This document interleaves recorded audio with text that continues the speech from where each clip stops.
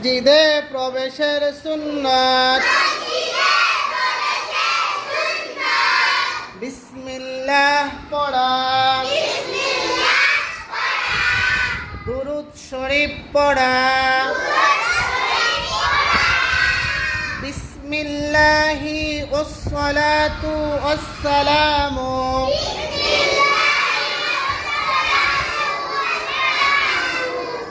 আলা রাসূলিল্লাহ اللهم افتح لي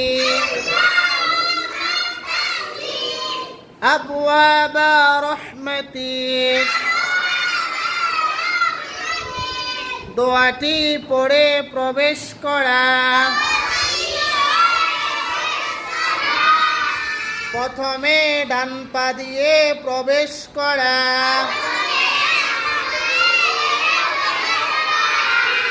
ইতিকাফের নিয়তে প্রবেশ করা।